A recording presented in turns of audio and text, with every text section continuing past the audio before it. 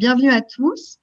On va poursuivre ces échanges très riches et très précis. Je pense que c'est ça qui va tous nous apporter des recettes concrètes pour avancer et mettre en place cette chaîne de production beaucoup plus fluide et aussi beaucoup plus locale. On va aussi parler de ce sujet avec mes 4 invités.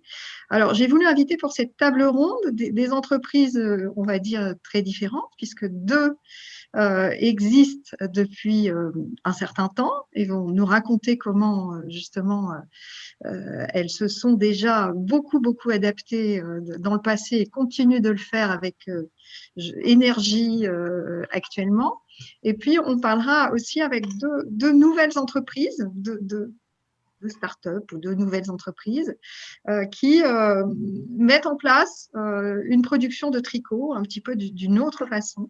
Donc voilà, on va aborder un peu ces 2 parties, mais vous verrez que tout ça finalement est lié et que tout le monde recherche l'agilité, la rapidité, la réponse au marché et y parvient en tous les cas très bien pour les acteurs existants et les nouveaux.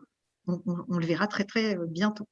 Donc, je vais vous demander de vous présenter. Je vais commencer par Sacha. Tu es peut-être la plus jeune, je ne sais pas. Je n'ai pas demandé les âges de tout le monde, mais allez, vas-y Sacha. Alors, les 3 tricoteurs, c'est un futur atelier de tricotage et prototypage accessible au public à Roubaix. Donc, l'entreprise a été créée récemment et n'a pas encore d'activité.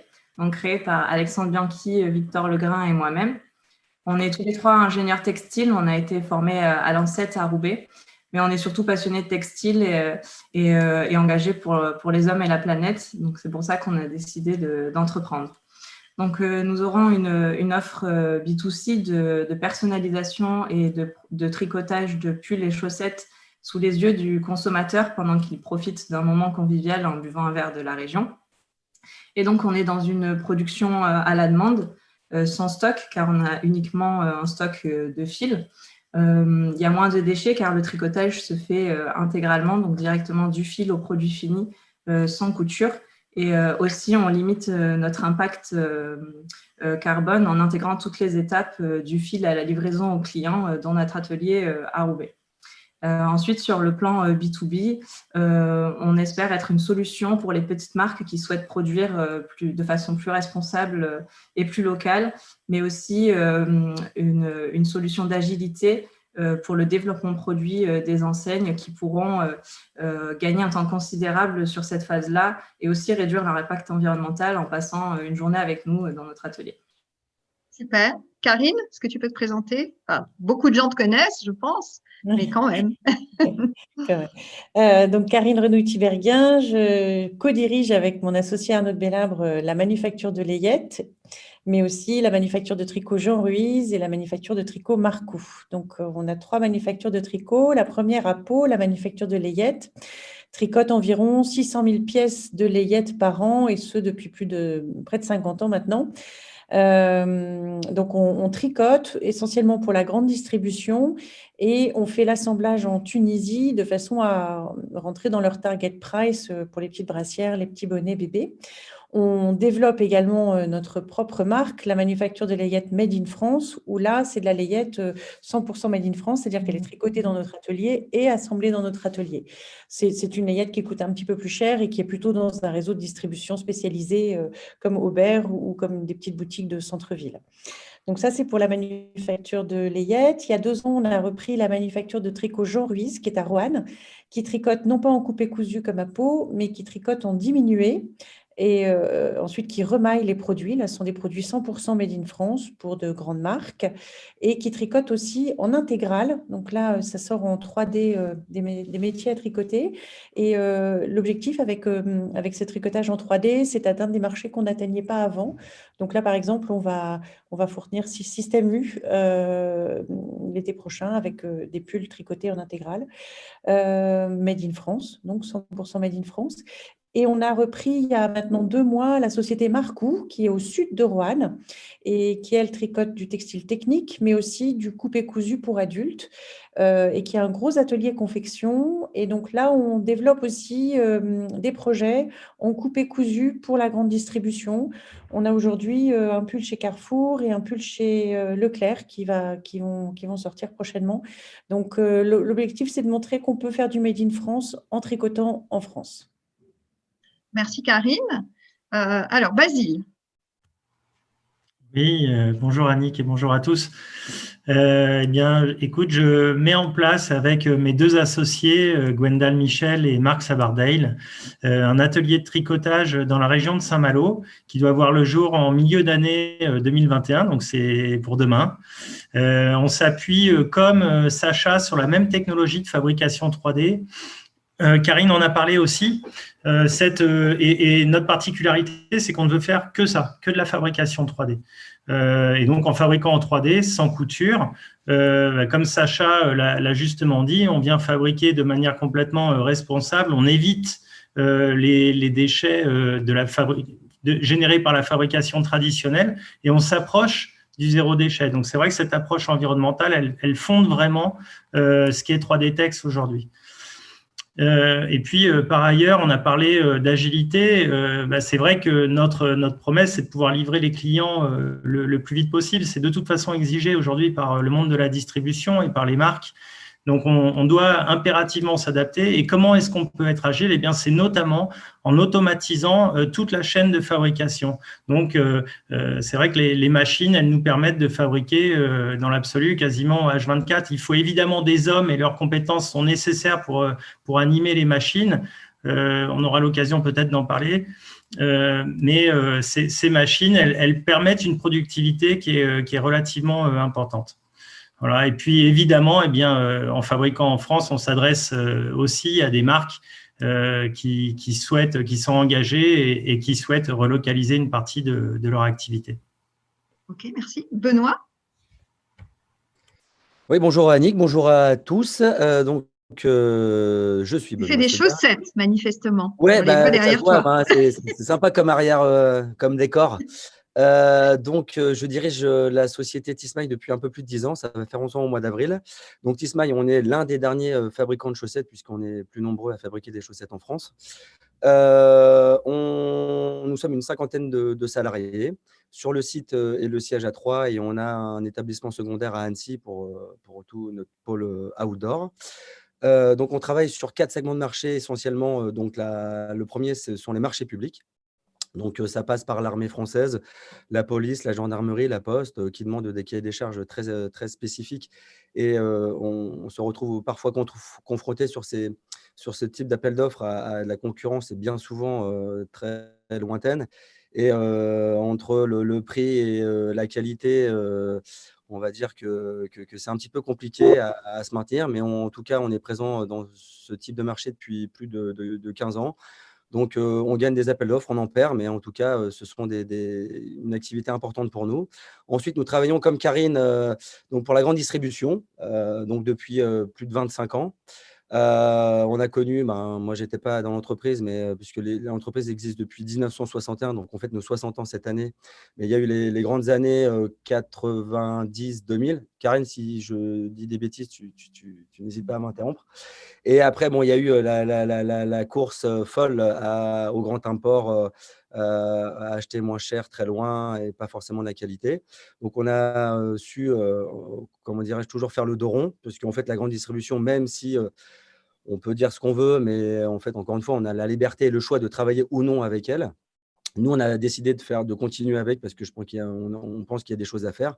Voilà, donc la vérité d'hier, ce n'est pas forcément celle d'aujourd'hui ni celle de demain avec ces gens-là, puisqu'il y a pas mal de gens qui changent de fonction, etc. Mais en tout cas, nous, on est très heureux en tout cas de travailler avec eux. Alors, on ne travaille pas sur la marge, mais on travaille plutôt sur les volumes et ça nous permet de faire fonctionner l'usine, puisque l'usine tourne H24, 7 sur 7, donc il faut l'alimenter pour pouvoir maintenir nos emplois. Donc ensuite, on travaille pour des enseignes spécialisées, donc dans des quantités moindres, mais toujours à leur propre marque. Donc, on travaille pour… ça va des marques que vous voyez ça va de Compagnie Petit, Cyrulus, Verbaudet, à Misogreen, Fusalp, Galerie Lafayette, etc. Et j'en passe bien d'autres. Et puis, il y a 7-8 ans… alors, on a toujours travaillé pour les autres, nous, et c'est vrai qu'on manque un petit peu de liberté quand on travaille uniquement pour les autres. Et on a toujours… on a une équipe vraiment incroyable et on a toujours eu un taux de service pas loin des 100% et à être vraiment dans cette notion de service, de rapidité, d'efficacité. Et parfois, pour quelques centimes, certains de nos clients partaient alors qu'on ne trouvait pas ça juste. Ils n'avaient rien à nous reprocher, si ce n'est que forcément le Made in France, c'est plus cher, mais ça, il suffit pas, il ne faut pas sortir de Saint-Cyr pour le savoir, et on sait pourquoi. Donc, on s'est dit, on va créer notre propre marque. Et donc, nous avons lancé, il y a 7 ans, notre propre marque qui s'appelle La Chaussette de France, donc, qui, entre guillemets, qui n'est pas un nom de marque, mais qui porte, en fait, c'est notre nom de marque, qui porte toutes les valeurs dans son nom. Et donc, on est parti sur, au départ, le domaine de l'outdoor du ski. Et puis après, donc aujourd'hui, on travaille sur, on a plus de 200 modèles sur 5 segments de marché. On est dans les enseignes spécialisées. Donc, ces chaussettes, elles ont 3 caractéristiques. C'est que déjà, on a investi dans des machines de dernière génération qui nous permettent de faire des chaussettes vraiment très précises, très fines, très techniques. C'était quand ça, Benoît? Quand est-ce que tu as fait cet investissement il y a en 7 ans? 2012-2013. Ouais. Donc voilà, donc on n'a pas fini notre investissement parce qu'on n'a encore une fois pas les moyens du multinational et on n'a pas d'investisseur qui peut nous donner des sous pour aller plus vite. Et voilà. Peut-être qu'il y a un petit plan de relance là en ce moment, peut-être que ça peut aider peut-être. Ouais, on l'a déposé cette semaine d'ailleurs. Ah ben voilà, voilà. Je l'ai senti, je l'ai senti. Non, donc bon, voilà, on verra, mais en tout cas, on a toujours su faire avec nos partenaires bancaires et en autofinancement, voilà, notre croissance, mais step by step, et on n'a pas voulu aller trop vite. Et donc voilà, et donc associé à ça, on utilise des matières très nobles qu'on met en grande quantité, puisque je pense que fabriquer en France, effectivement, justifier un prix de plus de 30% parce qu'il est fabriqué seulement en France, je trouve que ce n'est pas justifiable à 100%. Je pense qu'il faut qu'il y ait vraiment une valeur ajoutée. Soit technique, soit dans la fibre ou dans le tissu. Nous, on est dans le tricot, donc voilà. Et on utilise des matières comme de la laine mérinos, de la laine et soie, du cachemire, de l'alpaga, du mohair, du dry-taste, de la bioceramique, des fils vraiment très techniques qui apportent vraiment une valeur ajoutée au produit. Et associé à ça, on essaie d'avoir une communication, bien entendu, autour de notre usine, de nos emplois et de notre savoir-faire. OK. Alors, je vais poser une question d'abord à Karine et Benoît. C'est quoi les clés de succès? Comment vous avez résisté, passé toutes les vagues, tous les abandons, toutes les délocalisations? Voilà, c'est quoi votre recette magique pour… alors déjà, on en a compris quelques-unes, mais si vous deviez résumer, dire 2-3 points, c'est quoi vraiment majoritairement qui vous a permis d'être toujours là aujourd'hui et en forme, quoi? Karine, peut-être, pour commencer. Alors, moi, je pense qu'il y a un mot, hein, c'est l'adaptabilité.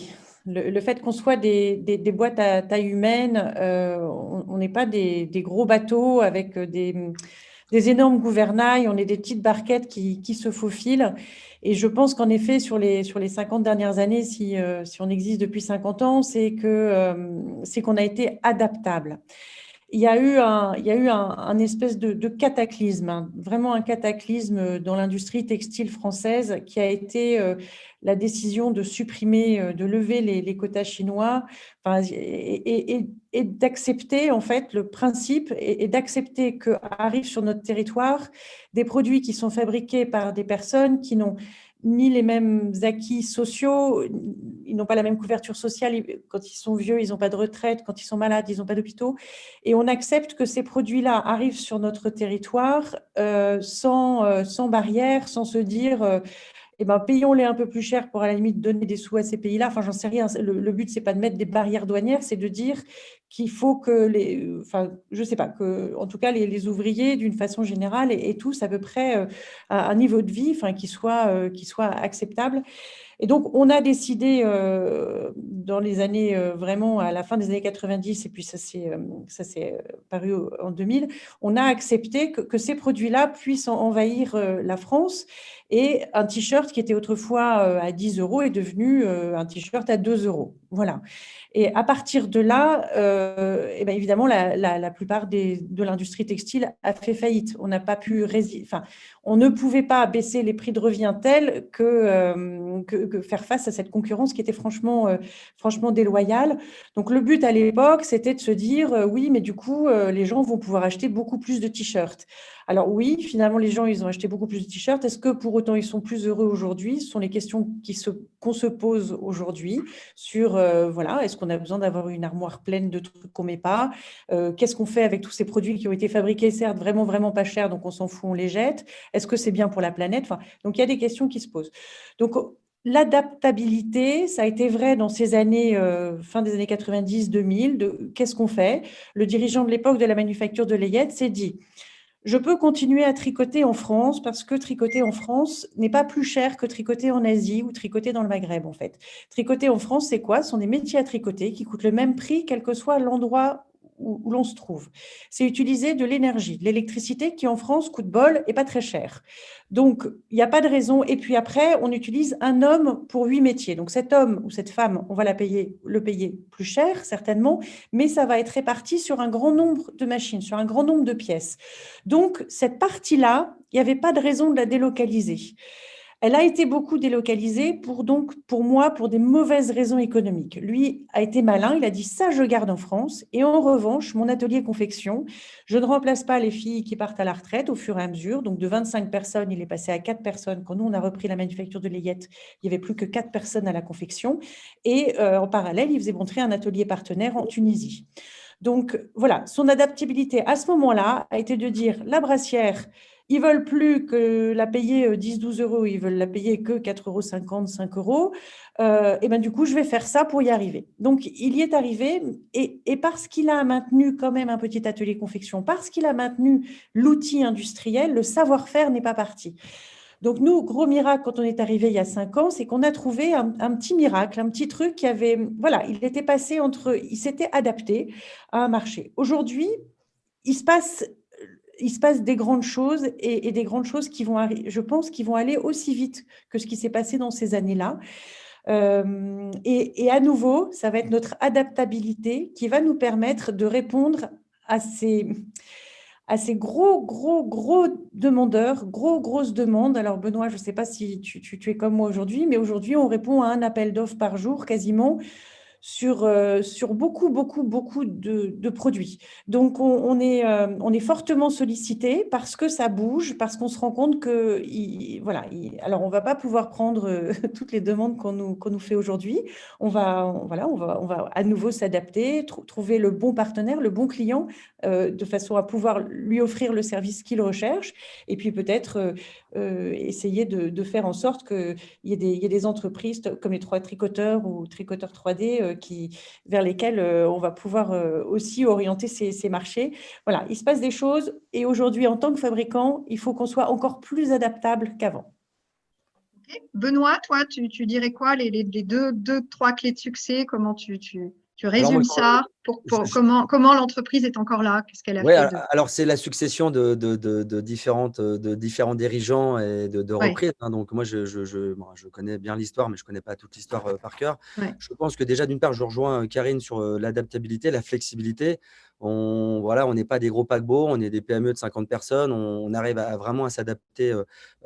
Par exemple, tu parlais de la fin des quotas asiatiques, donc je crois que c'était fin des années 90, début des années 2000. Nous, la grande distribution ne nous a pas attendu pour aller chercher et créer des bureaux d'achat au Vietnam, au Pakistan, au Bangladesh, etc. Et ils ont continué à travailler avec nous parce qu'en fait, on a su mettre en place tout ce qui est EDI ou cross-dock selon les clients, où en fait, ils n'achetaient que chez nous tous les 5 jours. En fait, on avait des réassorts tous les 5 jours en fonction des centrales et on livrait donc leurs commandes du nombre de paires qu'ils avaient vendues la semaine d'avant à la référence près. C'est-à-dire qu'ils n'avaient pas de stock, c'était en flux tendu. Ils étaient prêts à payer un petit peu plus cher le Made in France, bien sûr, et puis cette notion de service. Et voilà, donc eux, ils ne stockaient pas parce que quand vous achetez des containers très loin et puis que la saison, elle ne marche pas et que vous les soldez et puis que ça ne tourne pas, le client voit toujours les mêmes modèles en rayon. Donc, nous, on a su s'adapter à ce niveau-là et d'être hyper réactif au niveau des échantillons, bien sûr, mais au niveau de la réactivité du réassort. Ça, et ça l'est encore aujourd'hui, hein. Et puis, je dirais, on est diversifié, c'est-à-dire qu'on n'a pas tous les œufs dans le même panier. On a lancé la chaussette de France dans le ski au départ. Je ne vous fais pas de dessin en ce moment. Donc déjà, les stations de sport d'hiver ont fermé prématurément l'année dernière. Elles ne vont pas rouvrir cette année. Donc, heureusement qu'on a d'autres segments de marché qui font que voilà, ça nous permet aussi d'équilibrer un petit peu tout et que quand il y a un segment qui ne va pas bien, il y en a d'autres qui sont là pour les récupérer. Et puis moi, je mettrais en avant, bien entendu, la qualité des équipes, du personnel, une équipe de choc. La valeur d'une entreprise, ce sont les gens qui y travaillent, qui la font. Ce n'est pas uniquement le ou les dirigeants. C'est un travail d'équipe. Et nous, voilà, on a eu cette chance d'avoir des gens qui aiment leur entreprise, qui n'ont rien lâché, parce que quand il faut aller à la guerre et que le combat est dur, il faut des guerriers. Et nous, on en a eu et on en a encore. Alors, ce n'est pas facile à trouver, parce que les générations d'il y a 20, 30 ans, c'était voilà, bon, les temps changent, mais en tout cas, on trouve encore. Voilà. Donc, je mettrai l'accent sur vraiment ces trois axes-là: flexibilité, diversification et surtout sur la qualité des hommes et des femmes qui composent les effectifs de chez Tismay. Alors, une petite question, Karine et Benoît, parce que tu parles justement de c'est pas facile à trouver. Vous arrivez à intégrer des plus jeunes générations dans vos métiers? Est-ce que c'est facile? Est-ce que vous y arrivez? Comment ça se passe? Il y a un problème? Il n'y a pas de problème? Comment vous vivez votre gestion de vos équipes de guerriers, justement? Karine? Alors, nos équipes de guerriers, oui, il y en a qui, même si on s'y oppose très fermement, décident de partir à la retraite. Tous les ans, on a des guerriers Oh non, qui c'est partent à la dingue. retraite. C'est dingue. Donc, on les voit partir avec beaucoup de regrets. Et c'est vrai que c'est un sujet, comme pendant 20 ou 30 ans, le textile ne formait plus d'opératrices en confection, ne formait plus de programmeurs de métiers à tricoter parce qu'il n'y avait pas de débouchés, puisque tout le monde fermait, donc il ne fallait pas former, ils avaient raison. Donc là, aujourd'hui, on est obligé de reformer, enfin, on est ravis de reformer. Alors, les formations, elles se passent plutôt en interne. Là, on en lance une, par exemple, à Roanne. Donc là, c'est un appel pour tous ceux et celles qui seraient au chômage, qui habiteraient à Roanne. Nous lançons… Je crois que Sacha, elle aurait très envie de venir à Roanne. Je la connais. Je suis sûre qu'elle adorerait venir à Roanne faire un petit stage chez toi. Voilà, alors on ouvre une école de remaillage. Ah, donc, c'est top. c'est pour apprendre à remailler des pulls tricotés en diminué. Donc, voilà, ce qui se passe aujourd'hui, c'est qu'il y a plus tellement d'écoles, mais il y a de la formation plutôt en interne qui est organisée avec les pôles emploi, avec la région. Et je pense que c'est pas mal parce que du coup, on forme exactement les personnes qu'on a besoin de recruter. Donc, il y a une formatrice qui vient dans nos usines, en fait, et qui prend en charge ces personnes qui ont envie d'acquérir un nouveau métier. Quelquefois, avant, elles travaillaient dans une boucherie, elles travaillaient dans des métiers très différents. Nous, il nous faut juste quelqu'un qui aime les jolies choses, qui aime prendre soin de ces jolies choses. Et nous, ça nous pose pas de problème de former. Après, c'est certain qu'il va falloir une dizaine d'années pour qu'elles atteignent la même dextérité que celles qui partent à la retraite. Donc, on va devoir former un peu plus de monde que ceux qui partent à la retraite, en fait. Et toi, Benoît, tu trouves les guerriers dont tu as besoin? Alors, très difficilement. Pour rien vous cacher, dans le SWOT de l'entreprise, en fait, ma plus grande inquiétude dans les menaces de l'entreprise, ce sont la transmission du savoir-faire et les gens qui vont venir, les bonnetiers ou les techniciens régleurs qui vont venir au sein de l'entreprise. Vendre des chaussettes, je pense qu'on est tous capables de le faire et voilà. En fabriquer, c'est une autre histoire. Comme l'a dit Karine, il y a plus d'école, il n'y a plus de formation, il y a un peu de bac pro maintenance industrielle, mais ça reste très vague, c'est des métiers très particuliers. Aujourd'hui, les jeunes, alors après, je ne veux pas généraliser parce que je n'ai pas envie de jouer vieux con, je suis quand même encore Non, tu es jeune. un peu jeune encore pour faire ça. Un peu jeune. Mais voilà, après, c'est tout, c'est une histoire de génération. C'est assez. Voilà, je connais peu de jeunes aujourd'hui qui disent tiens, je veux être bonnetier ou je veux fabriquer des chaussettes. Voilà, donc on forme en interne, bien sûr. Donc on prend des jeunes qu'on forme, mais il faut du temps, il faut de l'énergie, il faut de l'argent, puisque ça fait des postes de doublons, etc. Donc ça, il faut le prévoir. Et moi, alors c'est assez particulier, mais j'ai eu le cas en toute franchise, j'ai recruté un technicien régleur turc puisque en Turquie, c'est le bastion de la bonneterie. Il y a plus de 1000 fabricants de chaussettes rien qu'à Istanbul. Et donc, voilà, je l'ai recruté, je l'ai formé, je lui apprends le français. Alors, je fais maintenant agent immobilier, je sais d'autres métiers, d'autres facettes du métier de dirigeant d'entreprise. Mais encore une fois, donc voilà, on essaie de jumeler cette formation en interne. Donc, je recrute, mais je suis tout le temps en recrutement. Là, j'ai encore 15 CV pour des bonnetiers. Il y en a sur 10, il y en a un qui reste. J'ai 3 départs en retraite en fin d'année. Donc, c'est ça le problème. Donc, Voilà, il faut rendre un peu… écoutez l'appel de Benoît si vous Voilà. voulez faire des métiers formidables. Allez, Oui, en plus, il y a une ambiance chez Benoît. sympa, on s'amuse bien, même si on bosse, mais on est là pour s'amuser avant tout. On forme, on donne les moyens, on ne met pas de pression et voilà.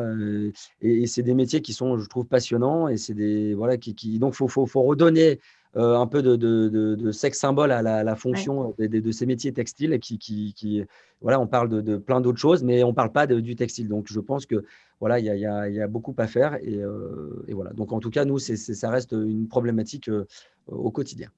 Alors, on va parler de la dimension innovation justement maintenant avec un petit peu plus Basile et Sacha. Alors, moi, je voudrais vous demander, c'est quoi le tricot 3D? Est-ce que vous pouvez nous expliquer qu'est-ce que c'est, comment ça marche, qu'est-ce que ça fait de différent en fait des machines existantes, qu'elles soient circulaires ou rectilignes? Voilà, qu'est-ce que ça fait de différent?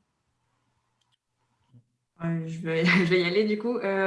En gros, sur le tricot, il y a 3 grandes familles. Donc, il y a le coupé-cousu où on va tricoter des rouleaux et découper directement, puis ensuite assembler pour avoir, par exemple, le sweat que je porte. Et après, il y a du fully fashion où là, on va tricoter des panneaux, le devant du pull, le derrière du pull, les manches, et ensuite assembler et remailler.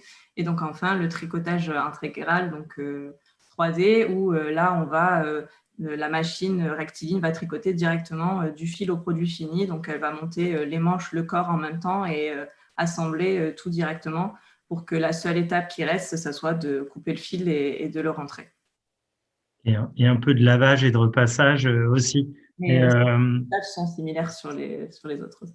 Alors, on disait tout à l'heure, par exemple, le Basile, Karine disait il faut un homme pour 8 machines. Alors, est-ce qu'en tricot 3D, il faut un homme pour 50 machines?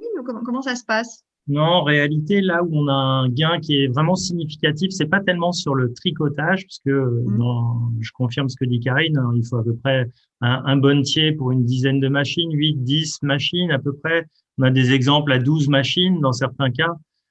Mais en réalité, là où on gagne vraiment en compétitivité, c'est que, comme l'expliquait très bien Sacha, eh bien, lorsqu'on fabrique de manière intégrale, en 3D sans couture, on n'a donc pas de remaillage à faire. Et c'est sur cette partie de confection qu'on gagne énormément de temps. Et puis, je rajouterais, en dehors de la technologie, de la mécanique, on va dire, de la machine, eh bien, en amont, il y a toute une partie de 3D, de programmation, de mise au point 3D qui est extrêmement importante, qui est essentielle, en fait, puisqu'on conçoit notre produit en 3D dès le départ pour qu'il soit en volume, pour qu'on tricote en même temps l'avant et l'arrière. Et donc, ça change fondamentalement l'approche du produit. Et d'ailleurs, ce que Karine est capable de faire sur ces machines traditionnelles, on va dire, eh bien, nous, en 3D, alors je sais, Karine, tu fais aussi de la 3D, et c'est super. Et c'est en 3D, eh bien, en fait, on n'a pas du tout ni d'assemblage et on vient programmer, concevoir le produit en volume. Voilà. Alors, Sacha, est-ce que c'est facile justement de concevoir, programmer? Est-ce que c'est un nouveau métier qui va se créer en fait, puisque ces nouvelles machines, hein, alors vous pouvez le dire, je pense, hein, sont des machines qui valent très cher, hein, c'est des gros investissements quand on achète des machines de 3D. Alors, qui fait cette conception en fait? Est-ce qu'on enseigne ça? Est-ce qu'il y a des métiers de concepteurs sur les machines de tricot 3D? Comment ça se passe, cette mise en œuvre justement de ces nouvelles technologies? Du coup, il faut vraiment des programmateurs à part entière que du coup, on va apprendre en obtenant les machines qu'on n'a pas encore et qu'on aura des facilités, j'ai envie de dire, à mettre en œuvre et à apprendre grâce à notre formation d'ingénieur textile, car on voit un peu ces choses-là déjà de par notre formation. Mais c'est vraiment un métier qui n'existe pas forcément beaucoup ici en France parce que il n'y a pas beaucoup d'usines encore qui possèdent ces machines-là, qui sont quand même assez récentes, donc 4-5 ans pour celles qu'on va acheter. Donc, voilà, ça nécessite un savoir-faire plutôt du coup amont que après. je Et rajoute Basile, un point. toi, comment tu mets en place ça? Basile, c'est quand, toi, que ça se met en place, ton En usine? milieu d'année 2021, là, donc c'est pour D'accord. demain. Ouais. Effectivement, il y a je rajoute un point par rapport à la formation, c'est que du fait de la délocalisation, et c'est ce que Benoît et Karine disaient, c'est que les écoles de formation, elles ont disparu. Donc, on peut même plus former les compétences de demain, quoi. Alors, en dehors des ingénieurs, en dehors des stylistes et ces métiers-là sont absolument essentiels dans nos métiers, mais des formations de bonnetier ou des formations de programmeurs un peu poussées, ben, il y en a plus. Donc, quand Benoît dit, bah, moi, mon programmeur, j'ai été le chercher en Turquie, c'est une réalité, c'est qu'en fait, on est tous confrontés à cette problématique RH-là pour préparer l'avenir. Voilà. Alors, juste pour comprendre, ces machines dont on parle, si j'ai bien compris, elles ne font pas chacune toutes les jauges. Donc, en fait, il faut en acheter plusieurs.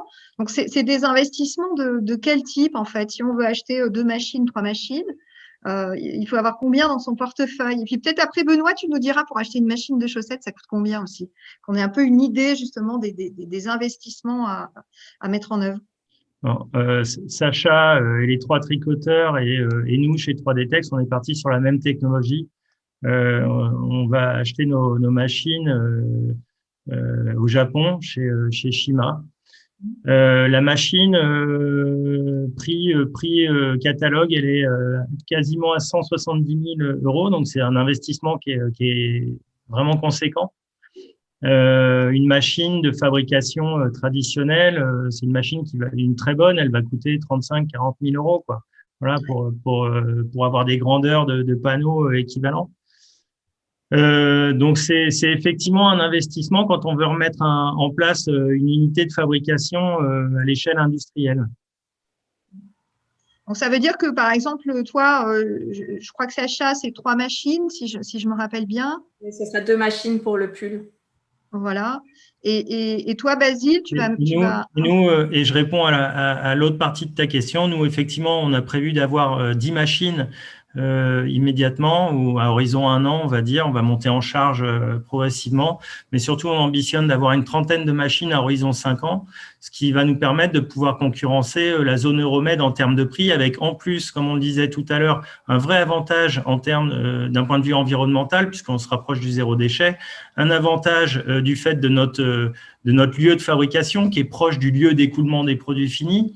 Et puis, accessoirement, on va fabriquer en France. Et donc, ces machines, ces 10 premières machines, eh bien, chez Shima, chez le fabricant, il y a deux jauges, on va dire, ou 2 familles de jauges, des familles de jauges fines, donc pour aller de la 12 à la 15-16. En réalité, ce sont des machines de jauge 15, mais bon, on adapte un petit peu la jauge, donc on va de la 12 à la 16, et puis une autre machine qui permet de tricoter des pulls de la jauge 7 à la jauge 10. Voilà, et nous, effectivement, on a prévu d'avoir les 2 types de machines. La machine de jauge 7, la machine qui est capable de fabriquer de la jauge 7, bah, elle fabrique des produits beaucoup plus rapidement qu'en jauge 12 parce qu'on a moins de rangs à tricoter.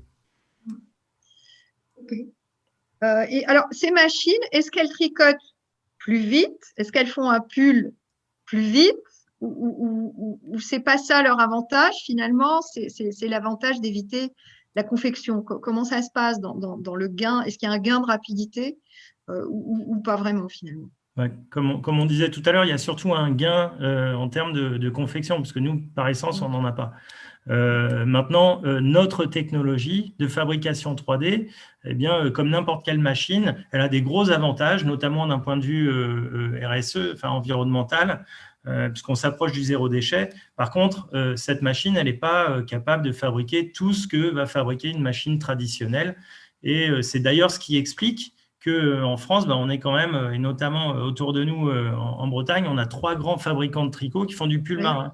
Et il se trouve que le pull marin, tricoté en pleine aiguille, eh bien, nous, sur de l'intégrale, on n'est pas capable de le fabriquer. Voilà, il y a quelques limites comme ça liées à la technologie. Alors, Benoît et Karine, comment vous voyez l'arrivée de ces technologies? Vous les intégrez? Vous voyez un avenir important? Comment vous voyez ces technos arriver? Bon, alors, nous, on voit tout ce qui arrive avec toujours beaucoup d'optimisme, Je pense qu'en effet, le 3D sera à l'avenir de tous les gens qui ont de grosses quantités du même pull à faire. Là, c'est juste un bonheur total. C'est en effet pas adapté à la petite boîte qui se monte, qui veut faire 3 pulls roses, 4 pulls en jauge 7, 610. Enfin voilà, tout ça, c'est pas adapté. En revanche, c'est grâce à cette technologie-là qu'on va pouvoir prendre les commandes énormes. Le gros avantage, c'est qu'une fois que le pull est tricoté, on n'a pas besoin de savoir-faire de dingue en confection. On n'a pas besoin de reformer des remailleuses pendant 10 ans. Il y a juste des fils à arrêter. Franchement, ma fille a fait des masques sur une machine en 3D. En 3 jours, elle avait des trucs. Donc voilà, il y a vraiment pas du tout de difficultés après.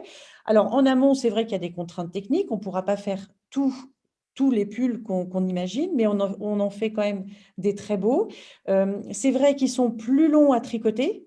Alors, nous, on n'a pas la dernière génération de 3D non plus. Donc, il faut aussi voir que voilà, je pense que les nouvelles 3D vont plus vite.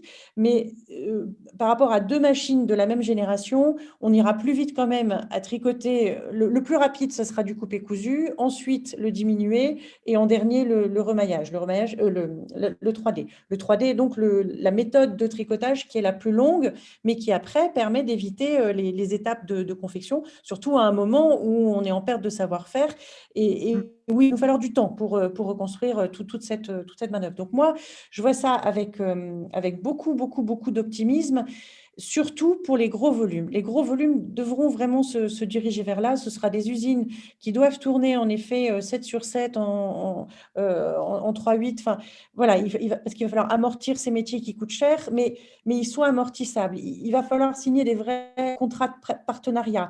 Voilà, il ne faut pas monter ça à nouveau avec une petite marque qui se monte. C'est des contrats de partenariat avec des gens comme Promode, comme Camailleux, comme Kiabi, et qui s'engagent, voilà, vous achetez 3 machines, mais du coup, on vous s'engage sur autant de milliers de pulls par an parce qu'on ne va pas pouvoir faire un investissement à 500 000 € si derrière, on n'est pas sûr de pouvoir effectivement tricoter.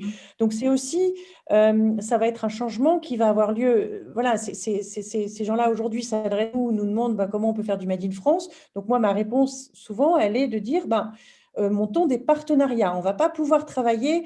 Il ne faut pas nous prendre comme votre fournisseur de Chine que vous avez abandonné au bout de 2 ans pour partir au Bangladesh, que vous avez abandonné ensuite pour partir au Vietnam. Là, si vous décidez de revenir en France, il va falloir un partenariat et un retour de la confiance sur le long terme. On ne va pas pouvoir juste prendre des commandes one-shot. Le truc ne va pas se faire. Ouais, du coup, si on doit… Oui, excuse-moi. Voilà, Si on doit faire des investissements importants là sur ces technologies, il faut donc que derrière, il y ait effectivement des partenariats. des choses qui soient nouées entre distributeurs et qui est pas et qui est plutôt une bonne chose aussi, que ces distributeurs connaissent leurs fabricants, savent mon travail, ce qu'on sait faire, ce qu'on ne sait pas faire, tout ça. Eux, ils savent ce qu'ils arrivent à vendre aujourd'hui. Tout ça, le marché, ils le connaissent. Donc après, réfléchissons ensemble dans ce qu'ils connaissent de leur marché, dans les gros volumes. Qu'est-ce qu'on peut prendre? Qu'est-ce qu'on peut refaire en France? Avec la 3D, ça devient possible, ce qui n'est pas forcément possible sans la 3D. Donc vraiment, je trouve ça super. Et je voulais juste rajouter 2 trucs parce que c'est un vrai sujet sur la formation de nos jeunes. Le métier de programmateur, enfin on l'appelle, ça dépend des sociétés, on l'appelle ou programmeur ou programmateur. Bref, c'est celui qui est derrière son ordinateur et qui va créer le pull, qui va ensuite le lancer sur la machine. Et puis là, un bonnetier va mettre les fils et puis il va le tricoter. Ces programmateurs étaient surtout formés à Roanne, au lycée Carnot. En fait, la plupart viennent de ce lycée Carnot qui a fermé il y a une quinzaine d'années. Et aujourd'hui, alors ça, j'en parle à Basile, Benoît, Sacha, on essaye, alors on est en train de monter un groupe de fabricants de mailles en France. Donc, vous êtes les bienvenus dans ce groupe. Si vous adhérez à l'UIT, vous y êtes automatiquement. Et donc, le but, on rouvre le BTS à Roanne de façon à pouvoir… mais nous, il faut qu'on s'engage à faire des contrats d'alternance, en fait, à les prendre 6 mois. Et donc, que les gars, ils aient fait 6 mois chez les uns, chez les autres. Et qu'après, bon, ils vont bosser où ils veulent. Mais nous, on recrée un vivier de programmeurs, un vivier de gens qui savent. Et puis, c'est pas plus mal s'ils sont allés voir à Saint-James comment Saint-James fait. Et puis… chez Ruiz, et puis après qu'ils aillent voir des chaussettes. Je trouve que c'est assez pareil. Je pense qu'aujourd'hui, la formation, elle va se passer différemment, y compris pour les jeunes qui sortent du bac. Ça va être beaucoup plus intéressant s'ils ont voilà, tout ce qui se passe en alternance. À nouveau, on va pouvoir former exactement ce qu'on… Voilà, et puis surtout leur offrir un boulot à la fin, ce qui est un peu le but de la formation. Et il y aura du boulot. Et Benoît, toi, comment tu vois l'arrivée de ces nouvelles technologies je crois qu'il y a des machines 3D aussi dans la chaussette, ou peut-être elles sont déjà là, je ne sais pas. Non, alors à ma connaissance, il n'y a pas de machine 3D. Ou alors peut-être que je suis un peu décalé, mais non, je ne pense pas. On va demander à Sacha après, parce que je crois que… Ouais, mais bon, nous, on est sur du circulaire. On travaille essentiellement avec… il y a très peu de fournisseurs de machines, de métiers à tricoter des chaussettes. Donc, je crois qu'il y a un Coréen du Sud et un Italien. Donc, nous, on travaille avec l'Italien qui s'appelle Lenati, qui a racheté San Giacomo. Et donc, nous, on a entrepris justement notre parcours d'investissement avec la Chaussette de France il y a 7 ans. Et donc, on est arrivé pas loin à 50%. Donc, sur une centaine de machines, on a racheté 50% de nouvelles machines. Et c'est pour ça qu'on a fait aussi le plan de relance pour essayer de réactiver et de booster la deuxième partie de l'usine.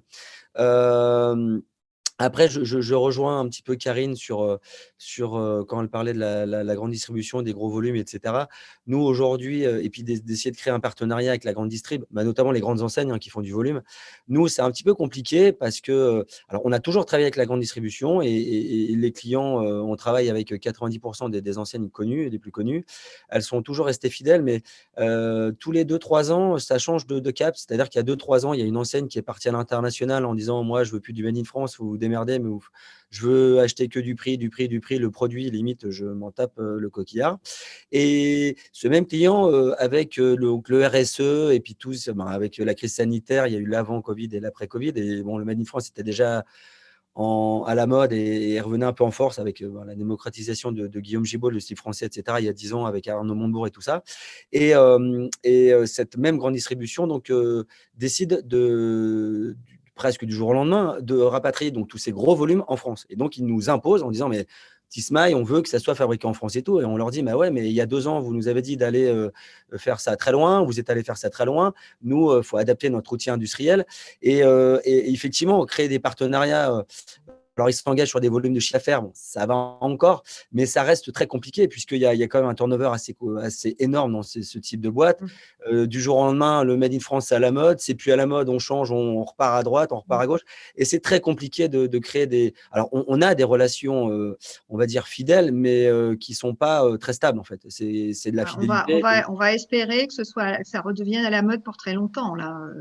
Oui, on espère. Dans tous les cas, nous, on est là depuis 60 ans. Donc, nous, on va dire que c'est à la mode comme Karen. C'est à la mode depuis 60 ans. Nous, en tout cas, on se bat pour ça. Donc, les gens qui se réveillent parce que c'est pour ça, moi, je ne suis pas rancunier, mais j'ai une très bonne mémoire quand même. Et voilà, il y a plein de gens, il y a des gros clients, des gros faiseurs, notamment dans le sport. Je ne vais pas le citer. Non, on ne va pas citer de nom. Je pense que tout le monde peut le reconnaître. Voilà, ils sont partis très loin, n'ont pas contribué forcément au maintien du tissu économique national dans le textile. Moi, je parle que du textile, voilà, et qui reviennent, on va dire, tranquillement. Voilà, et c'est super, le Made in France, et on veut faire du local, le RSE, on veut le bilan carbone, on a un déficit d'image, on veut redorer notre image, etc. Donc, moi, je fais confiance facilement, mais dans la vie, mais parfois, voilà, sur ce type de petites choses, faut se méfier un petit peu. Voilà, donc c'est pas aussi facile que cela ne paraît. Et voilà, faut alors, comme le temps tourne, je voudrais poser une question à Sacha et Basile. Alors, Sacha, je pense que vous êtes parti sur une idée quand même en partie de quantité plus petite, puisque vous êtes en lien direct avec le consommateur pour faire du pull à la demande. C'est-à-dire que le consommateur peut faire concevoir son pull en live et le voir le tricoter devant ses yeux. Alors, il y a une question qui a d'ailleurs été posée dans le fil des questions, c'est comment, est-ce que c'est bon pour la créativité, la 3D, ça permet plus de créativité? Si moi je suis styliste maille et je me dis, tiens, avec la 3D, qu'est-ce que je pourrais bien faire de plus, de nouveau, de plus intéressant? Il y a quelqu'un qui a dit, ce que je peux faire du jacquard, voilà. C'est quoi les possibilités créatives ou les freins d'ailleurs? Est-ce qu'il y a des choses du coup qu'on ne peut pas faire? Est-ce qu'il y a des choses qu'on peut faire? Et en tous les cas, Sacha, j'aimerais que tu m'expliques ton idée de lien direct avec le consommateur pour faire ces pulls à la demande. Sur la partie du coup B2C et consommateur, on va limiter, j'ai envie de dire, la créativité, mais il y aura des milliers de possibilités. Donc, on va laisser le choix au consommateur entre différents cols, différents motifs, différentes couleurs, et il pourra composer du coup le pull qui se rapproche le plus de ses espérances. Après, ça c'est pour commencer. Dans le futur, on pourra totalement ouvrir au pull 100% personnalisé et pourquoi pas sur mesure en prenant directement les mesures du client. Et donc ça sera une offre qu'on mettra en place quand on sera rodé. Et par contre, du coup, pour le B2B, bien sûr, la créativité pour les stylistes, ça va être super important parce que en fait, elles vont pouvoir venir directement sur le logiciel avec nous et voir les changements directement en direct. Et ça permet aussi d'éviter de tricoter différents pas de rayures. Si on veut voir un rendu en réel, ça économise des prototypes. Et si jamais elle veut le voir vraiment, elle n'a pas besoin d'attendre quelques jours qu'il soit livré de l'autre bout du monde. On pourra lui tricoter en moins d'1 heure dans notre atelier. Basile, toi, comment tu répondrais à cette question de comment la créativité est augmentée ou peut-être aussi les possibilités du consommateur si demain je peux commander une taille, une couleur, voilà, est-ce que j'ai plus de latitude avec cette technologie? Deux points. Le premier, il est lié à notre agilité, mais aussi à notre nécessité de répondre à une demande de performance et de compétitivité. Donc, c'est vrai qu'en ce qui nous concerne, en tant que petit et nouveau industriel, on a fixé des minima de quantité qui sont de l'ordre de 200 pièces à la référence coloris. Il se trouve que dans le benchmark qu'on a pu réaliser, on a identifié rien qu'en France au moins 100 à 150 marques qui étaient capables de placer ces volumes-là. Et puis par ailleurs, on a aussi ouvert notre benchmark à des entreprises étrangères et il se trouve que des entreprises étrangères sont aussi intéressées pour faire fabriquer en France des entreprises en tout cas européennes. Pour quelles raisons? C'est parce que ça les rapproche de leur marché finaux? Parce que la technologie de fabrication intégrale est certainement plus agile et pour les raisons aussi que Karine expliquait tout à l'heure, c'est que la machine, elle doit pouvoir tourner H24, 7 jours sur 7. Et quand un client nous demande de pouvoir le livrer d'une marchandise en moins de 15 jours ou 10 jours, eh bien, il faut un outil qui est extrêmement adaptable. Alors évidemment, et là aussi, je rejoins ce qui a été dit avant, il faut à un moment donné avoir un partenariat sur toute la chaîne avec les filateurs et avec les clients et nous au milieu, et puis que chacun s'engage peut-être le client à s'engager sur un certain volume de commandes, ce qui va permettre aux fabricants de bloquer des capacités et aux filateurs peut-être d'avoir du fil en stock aussi. Ça, c'est absolument essentiel si on recherche de l'agilité. Et puis, comme l'a dit Sacha, c'est vrai que la fabrication 3D, elle intègre le principe de ce qu'on appelle, nous, les jumeaux virtuels. Donc, on vient programmer l'équivalent de ce qui serait un patronage papier pour ensuite mettre au point virtuellement sur un avatar qui est lui aussi virtuel, un produit qui est plus vrai que nature, mais qui est l'équivalent d'un produit physique, pour ensuite le tricoter de manière virtuelle sur une machine virtuelle qui est l'équivalent de la machine physique. Et donc, tout ça, ça nous permet de gagner en compétitivité, en agilité, en souplesse et en délai de fabrication. Super. Alors, un peu pour conclure, je vais peut-être prendre une ou deux questions. Je vais vous demander, alors, Sacha et Basile, on pense que votre projet de l'année, c'est de vous implanter déjà, c'est ça, si on a bien compris. Il y a d'autres choses que vous prévoyez de faire cette année? Il y a d'autres projets à part ouvrir finalement? En ce qui nous concerne, c'est déjà un beau challenge et un beau projet et on va se concentrer là-dessus. En ce moment, plus particulièrement, comme l'a dit Karine, hein, il faut, en tant qu'industriel, il faut des commandes pour alimenter la machine. Donc, on s'axe, on travaille principalement sur la recherche de partenariats avec nos futurs clients. Voilà, mais l'ouverture de l'usine est un beau projet en soi. Très bien. Sacha, Et du coup, moi, pareil? si je peux me permettre, oui, juste l'actualité du moment, c'est le concours de la Fabrique à Viva auquel Ah nous oui. participons et qui peut nous permettre de gagner 60 000 euros. Donc, pour nous aider au démarrage, c'est pas mal. Votez, votez, votez. Non, oui, nous concentrer sur le démarrage de l'activité qui est prévu pour avril-mai 2021, si tout va bien. Ouais, il y a beaucoup de projets textiles dans la Fabrique à Viva. Je vous incite à aller voir. Je crois qu'il y en a une vingtaine ou une trentaine, je ne sais pas, mais il y a beaucoup de choses très intéressantes. On a le droit de voter plein de fois. Donc voilà, si on veut soutenir tous nos jeunes projets textiles, il faut qu'on passe tous un petit peu de temps pour aller voter. Karine et Benoît, vos projets 2021, quoi de neuf? Qu'est-ce qu'il y a comme nouvelle chose? Alors, de notre côté, voilà, on est vraiment content que le modèle qu'on a créé avec la grande distribution sur la layette fonctionne bien parce qu'en effet, on livre, nous, on livre en 3 jours. Il y a des commandes qui sont passées tous les 10 jours via EDI. Donc, c'est très flexible. Et en fonction des produits qui sont vendus, il y a le réassort qui est prévu. Donc, il y a jamais de solde et il n'y a jamais de rupture de stock. Et il n'y a jamais de déchets sur notre layette. Et ce qui fait que ça diminue en fait le coût de revient, en fait le coût de revient, le coût auquel on facture le magasin en fait est le vrai coût. Il n'y a pas en plus le coût de la solde éventuelle ou de la rupture de stock qui a vraiment un coût. J'insiste là-dessus. Quand vous n'avez pas de bonnet blanc le samedi chez un Leclerc, vous perdez 10 ventes. Enfin, c'est dommage. Le bonnet blanc, il va partir le samedi chez Leclerc pour le bébé. Donc, il faut qu'il y soit. Donc, nous, l'avantage de faire en France, c'est qu'on est extrêmement flexible. Et donc ça, cette flexibilité, notre gros challenge, nous, c'est de la décaler maintenant sur l'adulte, c'est de signer aussi des partenariats avec la grande distribution, mais aussi avec les grandes enseignes de distribution sur l'adulte. Et là, sur l'adulte, on s'est fixé un gros challenge, c'est on ne se limite plus au tricotage français, mais on va jusqu'au Made in France, donc tricotage et confection française. Et donc là, on a 3 projets différents, donc un projet en 3D, un projet en coupé cousu, un projet en diminué remaillé. Voilà, on avance avec 3 enseignes différentes. Les 3 pulls sont juste sublimes. Ils seront en magasin à peu près au même moment.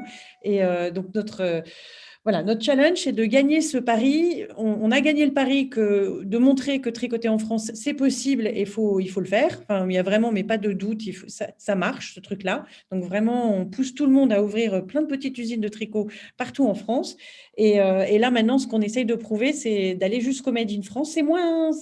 C'est moins simple, mais on va apprendre cette année et puis on affinera. Peut-être que c'est trop tôt, peut-être parce que le pull, il va quand même être plus cher.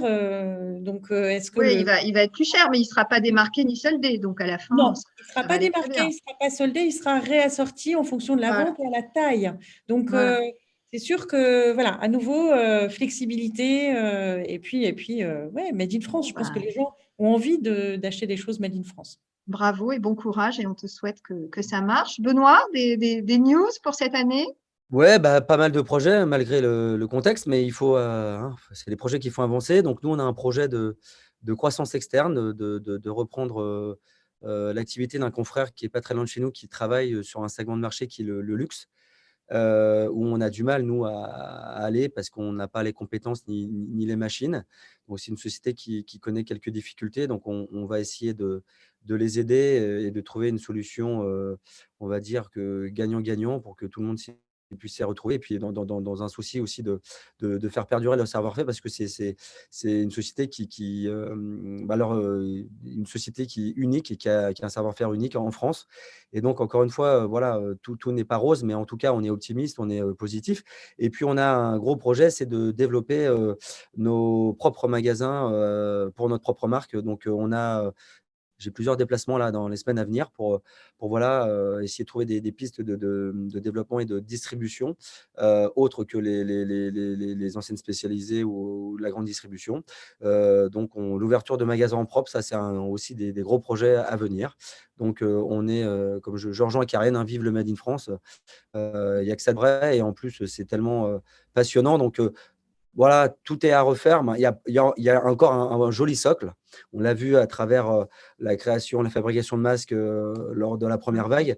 Donc, voilà, et ce socle, il faut que tout le monde joue le jeu, parce qu'encore une fois, je pense que mis tout bout à bout, lorsque les grands faiseurs feront 5, 10, 15% en France, ça va régénérer toute une filière.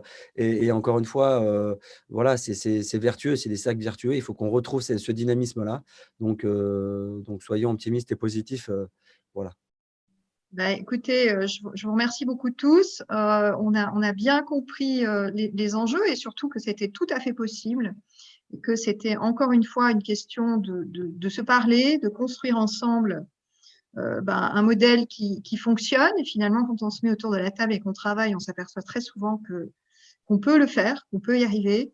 Ça demande aussi une réintroduction du savoir-faire et de la compréhension de la fabrication au sein des enseignes de distribution.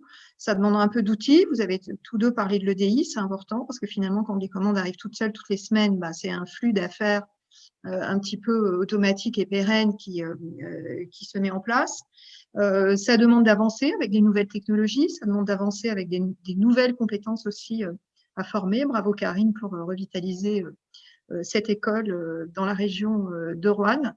Et moi, je vous souhaite une excellente année à vous quatre, une réussite du lancement pour Sacha et Basile. On a hâte de venir vous visiter.